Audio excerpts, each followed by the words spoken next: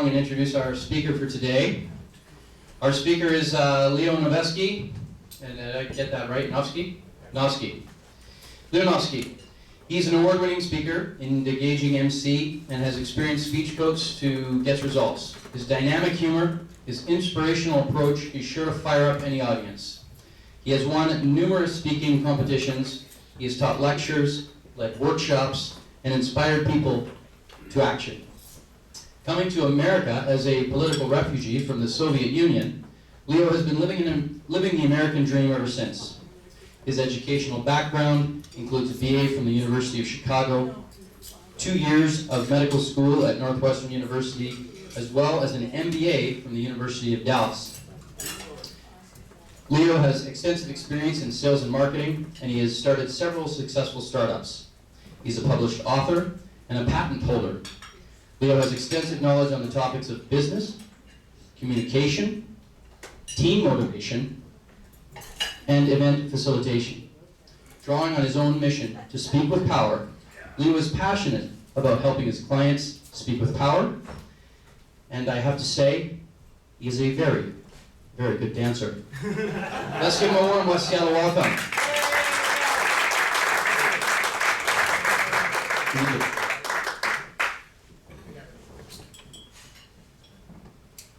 Thank you very much. We'll start. Yep.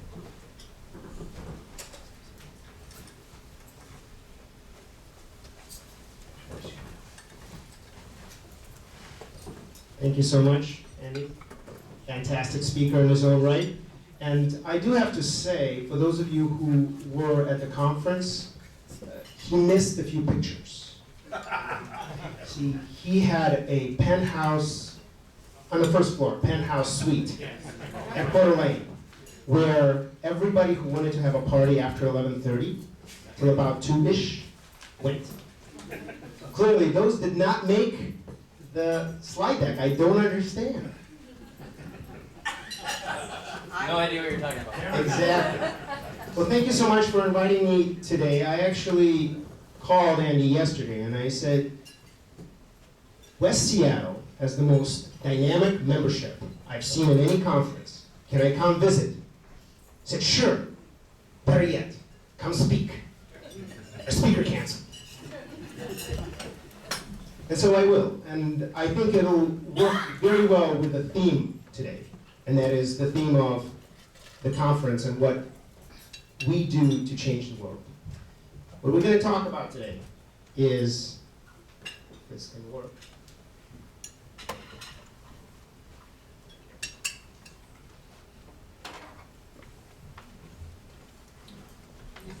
Manually push the button. Yeah, no, I went through all the trouble. It's not working.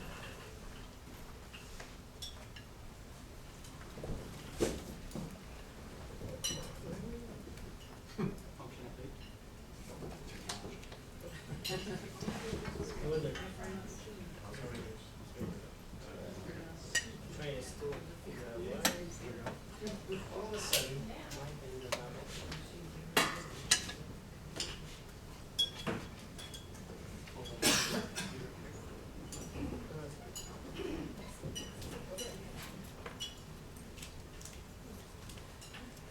I will use my manual fingers to project. What I'm going to talk about today is speaking with power, and more importantly, speaking in power in order to do something that's near and dear to all of your hearts. And that is how to gain members, how to raise money, and how to change the world. And of course, how to get results.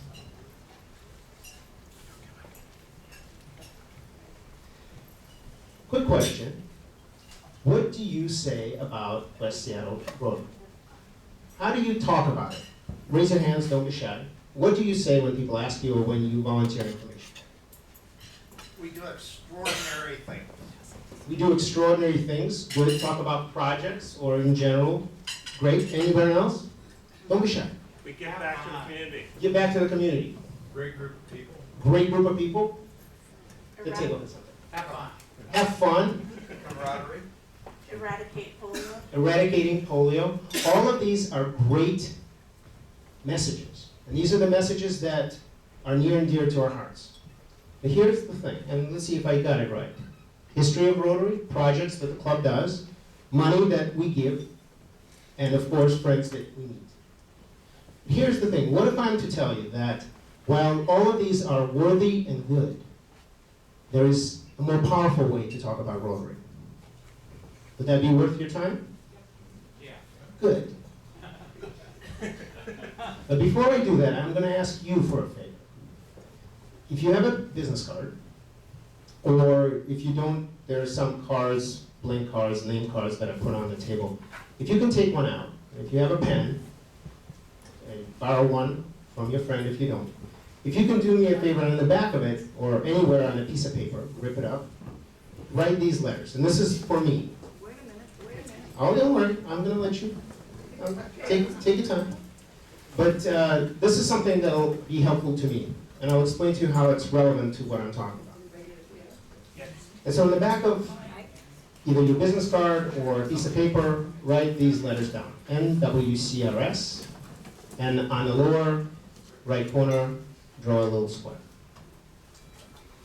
There's no test, you don't need to spell. But it is interactive.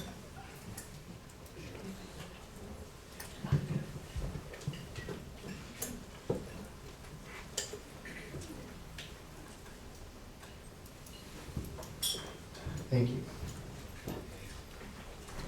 As I was saying a moment ago, there is a better way to talk about Rotary. And that way, I'm going to tell you, is to speak with power. Now you might think, we already speak with power. Brian speaks with power already, or Link, but definitely with power. This is what I found out for myself. For me, the problem was, I was an entrepreneur, I started my own business, and I was launching it and raising money, looking for capital. And my wife told me to join Toastmasters. Those of you who know Toastmasters, is a training program for speaking. I said, what do I need that for? I'm not afraid of speaking. She said, yes, Leo, but when you speak, other people are afraid of you speaking. You just don't shut up. I went on and on. And so I did join Toastmasters, and that launched me on my own little path. First to build my own company, raise money, and then, surprisingly, to actually become a speech coach. And what I figured out through this whole process, and that there is a way to speak with power, confidence, and poise. And I use an acronym, because I'm a sucker for acronyms, and that is to tell a story with a purpose that engages the audience in order to share knowledge. So story, purpose, engagement, audience, knowledge, or speak for short. How is that different from how we usually speak? Well, go back to the presentations, those of you who were at the conference. Brian, you were talking about some you liked, some you didn't like. Think about how many times people either told story without a purpose. How many times people talked about purpose but didn't have stories, just facts. How many times people had stories with purpose but their body language, their voice did not reflect what they were feeling, and therefore they lost the audience attention. And whoever was talking about the young people talking about your website, well, talk about knowing your audience. What most people do when they speak about something they care about, including Rotary, is they share knowledge. As much of it as other person can handle, until their eyes glaze over. And that is not the most powerful way to speak. What is powerful is to tell your story. So when I was growing up in the Soviet Union as a teenager, and I was mad at my parents, I called them capitalists. That's right, capitalists. That was a swear word back then, sure to get me grounded. So imagine my family's reaction when my parents, who got frustrated with the lack of opportunities, fed up with the lack of political freedom, and afraid of what the Red Army would do when they would conscript me, the skinny, talkative, redhead, Jewish kid, into the army. They decided to leave for the United States. They thought we were crazy. In the words of my communist uncle, he said, "What are you doing? You're gonna leave your country, your family, your language for what? So you can walk into capitalist hell?"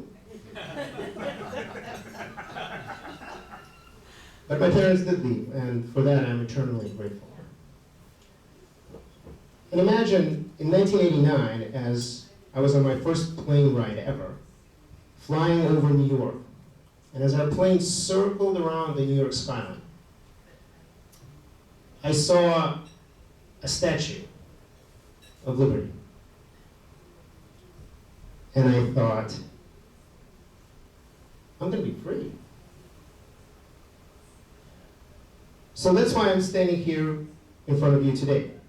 I am from Russia with love, and I am an American entrepreneur. And I built my business and I have a family, but something was missing. And I didn't know what it was until about 3 years ago, when I was invited to come to a Rotary meeting.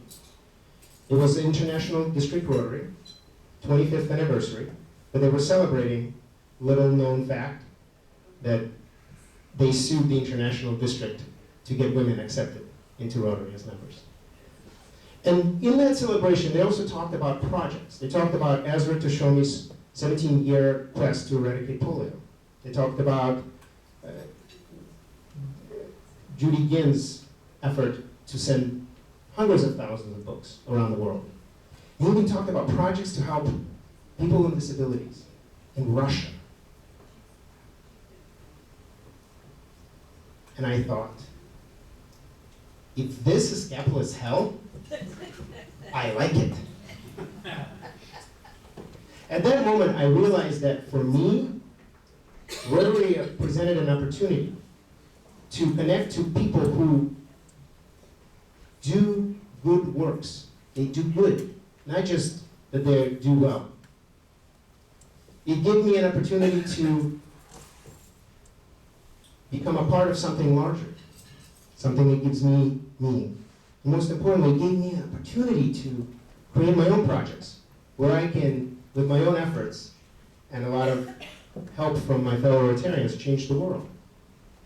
At that moment, I became a Rotarian.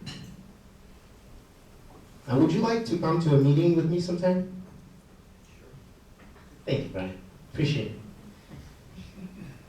Thank you very much for listening. That is truly my story, and that is how I became a Rotarian. And that, I think, is more powerful than just statistics or knowledge or general examples. So let me break this down for you. The first thing is story. Right? To speak with power, you need to tell a story with a purpose that engages the audience in order to share knowledge. And this is something that I teach in general, but I'm going to very quickly run through this to help you understand how you can structure your own message. Your message, not mine. Please don't go out there and start talking about being an immigrant from Russia. It will not work. But a story is an incredibly powerful tool that we very rarely use. And the reason why it works is because we're wired for it. This, by the way, is 1980 Chevy Citation station wagon, the first car that we owned in this country.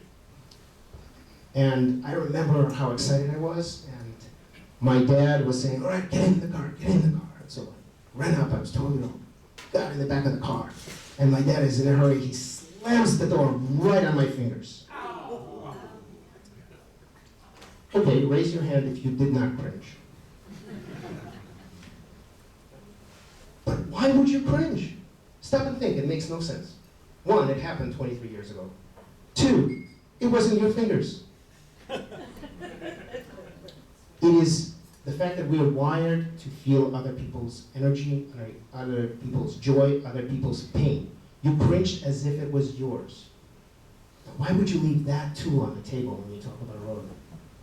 So what does it mean to tell a good story? A couple of things. One, it has to be specific. Not many projects. Not even 2 projects, 1. It has to be sensory. It has to include these pieces of information. When I said the Statue of Liberty, you saw it. When I said it jammed my fingers, you felt it. All this can be done. These are your stories, you know them.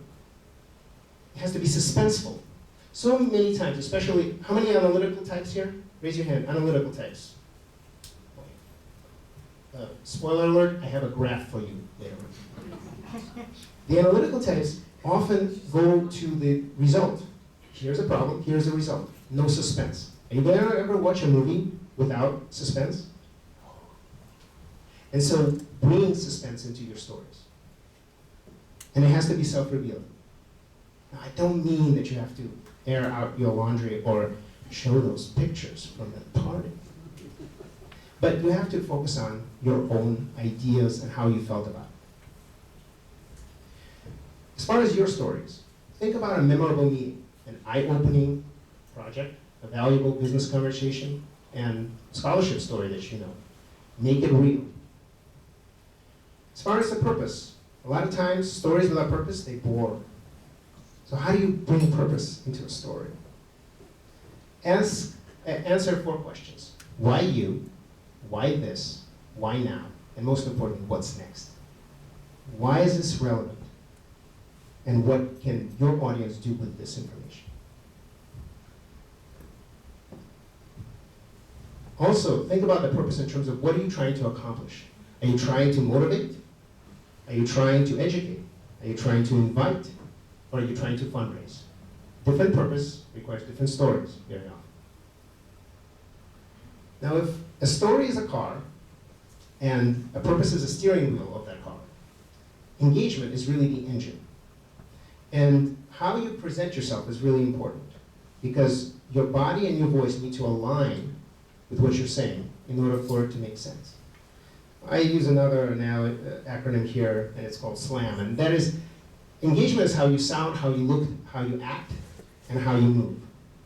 And we don't have time to go through these today, but here's the chart. Ready? This is why it's important. Here's a typical attention span of a person in red as the speech goes on. Most often it just goes down. Typical interest usually goes up as time goes on. Except, as my high school time proved, your interest will never cross the attention line. What happens if you are engaging people? Your attention goes up and it opens the door to your interest to grow. And that is the idea. Now, the audience is really different for different, it's really important to understand your audience because your message will be different for different audiences. It's kind of like having a map and knowing where you're going, so you get to pick the right car. And for you, the audience could be club Rotarians, non-Rotarians, fellow members, prospective members, and it should change. But these are really great pictures that are found online of you guys. And the audience here, you all have interests, and I'm thinking that it's belonging, socializing, finding contacts, and changing the world. Am I right? Yes.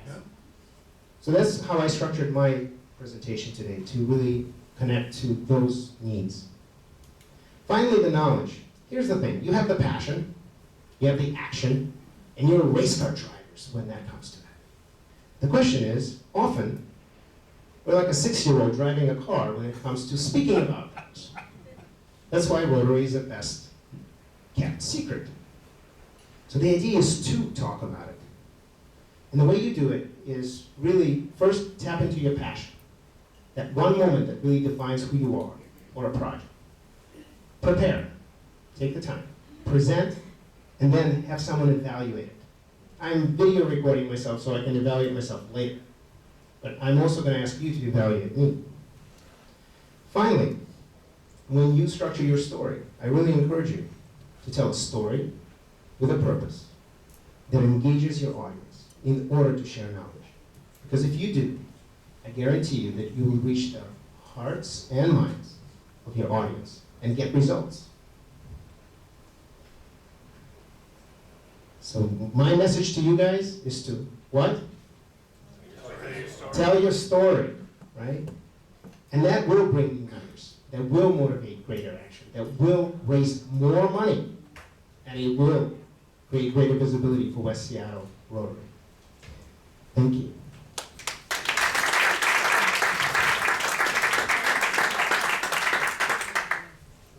One second. Before you ask questions, I have remember those cards I asked you to fill out?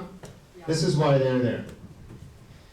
N stands for notes, W for workshop, C coaching, R Rotary training, and S suggestions. And what it is I would love for you to circle that letter. Whatever letter is applicable to you, if you would like notes from this, circle notes. If you want Rotary training, Ezra is organizing one already, but we need to figure out when. If you want to have an actual workshop, know about my workshops when I have them. And finally, if you have a passion of your own for Rotary, I will coach you for it at no charge, because it's so important for me that your message gets out. So circle the ones that you have, and finally, in a little square, on a level of effectiveness, scale of 1 to 10, 1 being the worst you've ever heard, 10 being the best you've ever heard, honestly put in what number you feel my presentation was. And I hope you can give those to me. If you don't feel like you want to put your name on it, then write it on a piece of paper and do it anonymously, but I would love to get your contact info, and especially if you have suggestions. So circle how I could get better at what I do. That's how I get better. Now for questions.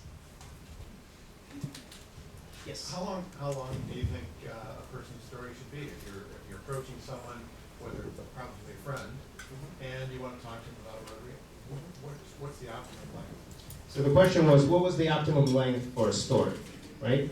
And I could use the old gender incorrect joke about the skirt, the length of the skirt. But really what it's about, it has to be long enough to give the information, but not so long as to bore people. And for that, it depends on who you're speaking with. And because what you would want to do is give as much, only enough information to get people hungry, not to feed them with your story. And that's very difficult to do, especially if you care, or especially if you know a lot. And this applies to Rotary, it applies to business events, it applies to your subject matter of knowledge, especially, because the more you know, the more it grows. In general, no more than 5 minutes. If it's more than 5 minutes, it's too long. However, if people ask you more questions, that's an invitation to give more content. And yes, other questions? Yes? This might be rather personal, but why did you not complete medical school? Interesting, interesting. The other important thing about speaking is to always find pain points and exploit them. No, and ask about them, because they really care. I did go to Northwestern Med School, and it was either my sanity or the degree, and I chose the sanity, I think, most of the days. And sometimes I do miss it. Sometimes I wish I finished.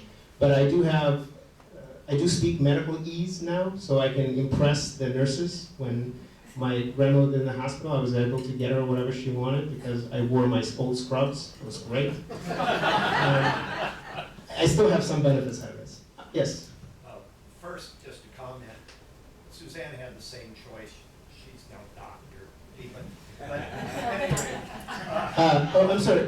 The other very important thing not to do when you're speaking is when you find pain point, don't pour salt on it. Yes, I'm sorry, Brian, go ahead. what are some techniques for engagement other than trying to think of a question ahead of time to provoke a response? Techniques for engagement. More specifically, the question was, what kind of tools do you have for engagement that you can use to keep attention going, right? Is that correct? There are many. The one thing that I would say, though, is start with passion. Because what happens is you can read, I teach a workshop on these things, right? But the problem is, you can read books on it, and there are plenty of information. The problem with all of this is, if it doesn't come first from the passion, it looks like acting. And when it looks like acting, unless you're DiCaprio, it looks fake. When it looks fake, it backfires the other way. And why would you want to talk about something you don't care? So find the thing that you truly care about, And this is what happens. The first thing that's going to happen is your body language will align with your message automatically. Then you can fine-tune it. The one thing I will say is all of us have crutches or negative things that don't help us. Some uhs and uhs. Some people have gestures. I even give them names. You know, there's the I have something in my pocket. There's my dandruff is out of control. There's I'm married, or I'm not married, or I wish to be married. So there's a lot of things that we do that distract. But aside from those, if you start with passion and you build a story with a purpose, it will work. I hope that answers the question. Others? We got just a few minutes. I think we have a few more questions. Yes. I'm Juan. I'm kind of like a mix between you and Suzanne because I did go to medical school, graduated, practiced it, and then left the field for public health. So it's a shared pain point. And I'm also a presenter at several national conferences. My main resort to engage people is oftentimes humor. Yes. And I use a lot of it because I'm neither rich nor good looking, so agreed. That was humor. How much of that is it okay to use? Do you have a humor threshold that? I'm going to use this, the humor threshold. You have reached your humor threshold, you're cut off. No more humor. It has to be humor with a purpose. Remember, there are many kinds of stories. When I talk about stories, I don't just mean story, as I said, from A to B. Other stories are a joke, an analogy. When Ed Futas talked about us as apps, that's a story right there, encapsulated in 2 seconds. Said, you're just apps on my iPad. It brings all this information right in. So that's an example. So the idea for you is good humor is important. Okay? I think we're done? Yeah. Perfect. Thank you very much. I really enjoyed being here. Thank you, Leo. Our club has donated 300 pounds of food in your name to Rotary First Harvest. Oh, thank you. Great, powerful speaker. Thanks. Tickets, 512-309. 512-309. I always like to end our meetings with a Rotary finish. This one was, Amber read it last week, so for those who weren't here last week like myself, I'm going to read it again. Kailan Bergy, past RI president, spoke at the 2013 International Assembly, and he spoke about core values. Integrity in life and in business is what started us in the first place. And fellowship and diversity are what bond us together. But the main thing, the point of why we are here,